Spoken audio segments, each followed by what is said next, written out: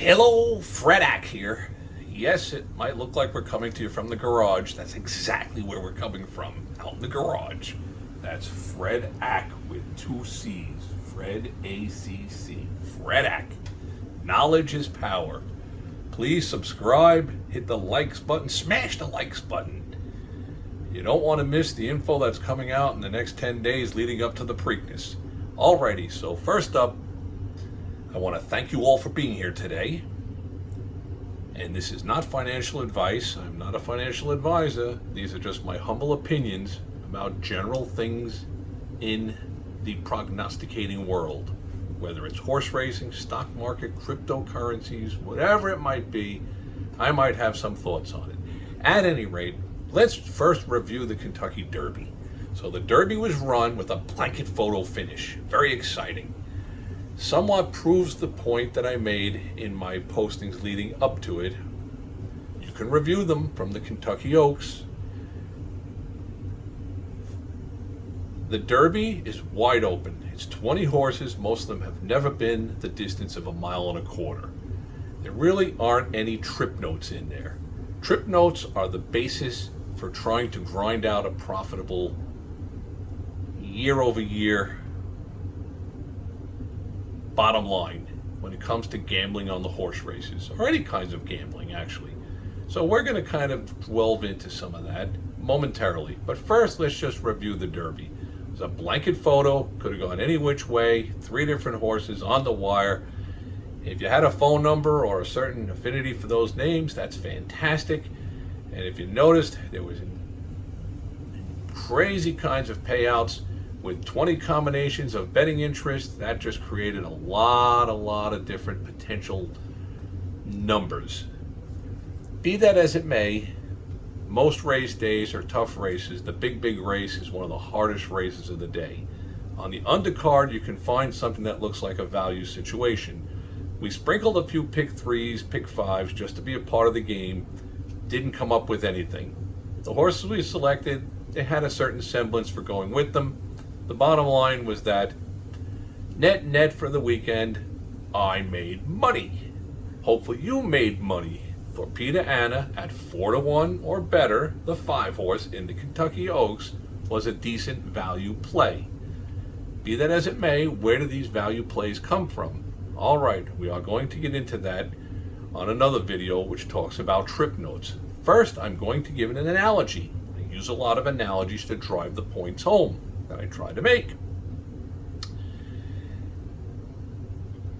The old fisherman, who's an excellent fisherman catching fish, is at the pier.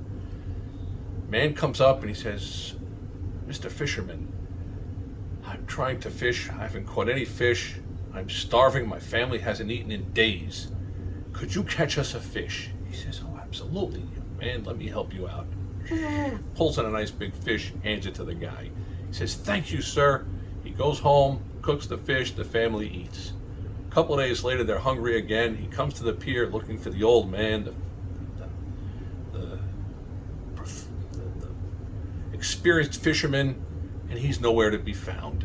He asked some people, the old man, the fisherman, "Is he here today?" They said, "No, he hasn't been here a couple of days." So if the professional fisherman could teach the young man how to fish, he could catch fish every day and eat well. So that's what I'm going to try to do, is share with you some of the different viewpoints mathematically that I have towards the horse races and other forms of gambling. Now, naturally, if you're a slot machine player and you go there and you make donations of $100, $200 each trip that you go, or $10 or $20 or whatever it might be, but every once in a year or 2 years, 3 years, you hit a big one that pays $16,000, $28,000, $145,000. That will offset what your donations have been over the last couple of years, understandably. In the horse racing world, a lot of it is going to be trying to hit a bigger ticket. So playing 1-to-1 horses to win, it's not going to be a profitable venture month in and month out, year in and year out. You have to hit the majority of those bets. If you're betting $100 to win on a 1-to-1 horse, 5 out of 10 is only going to break you even. And that'll be a hard thing to do because the horses don't talk. You just don't know what they're going to do. You never do. So you're looking for some type of a value situation, something to extend the pricing that you have, which is why sometimes I look towards the daily double or the pick 3 or the pick 4 or even the pick 5. Because if you catch something like that for a small 50-cent increment, $2, $3, $4 bet, the investment is small, the return $900, $1,200, $2,800. It buys you a lot of time. Be that as it may, I hope you've enjoyed something from this. May all your days be winning ones. And that was the reason why I wasn't so keen on the Kentucky Derby. I'm not going to project out to you folks something that I don't believe in. So it's a great race. I enjoyed watching it. I didn't bet a dime. If you bet, great, but it's a bit of a crapshoot. So here's another analogy for you before I let you go. The lion is the strongest animal in the jungle. If he's 3-4 years old, he's approached his prime strength, his maturity, his hunting knowledge. He's dominant. So he hasn't eaten in a couple of days. He's hungry. So he looks out over the Serengeti plains and he sees the herd of antelopes going by. Out in the front there's a big heavy one. He's got big horns. The lion could probably go toe-to-toe with him. He'd come out the victor and he'd have a nice lunch. But he could take some collateral damage. The lion doesn't do that. The lion watches the group go by and he sees the one that's in the back dragging its leg. He says, oh, there's an easy lunch, and he goes for that one.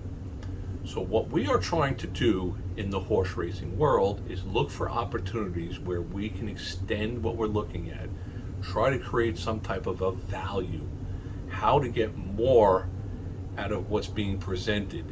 Because time over time, mathematically, that is what we need.